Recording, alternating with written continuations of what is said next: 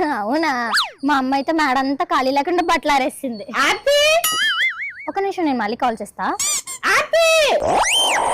ఏమ్మా పిలిచావు? ఒకసారి కిందకి రా అమ్మా. అదే ఎందుకు? రావే ఒకసారి. అబ్బా ఏంటో చెప్పమ్మా. ఒక పని చేసి పెట్టాలి, కిందకి రావే. పనా? ఏం పని? ఇక్కడి నుంచి అన్ని చెప్పాలంటే కిందకి రా. సరేలే తల్లి, అరవకు, వస్తున్నా.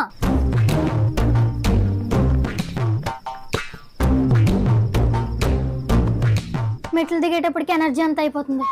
ఏంటో చెప్పమ్మా. చిన్న పనే, మేడం మీద బట్టలు ఆరేసాను కదా, కింద తీసుకొచ్చే. ఎందుకే అలా ఏడుస్తున్నా?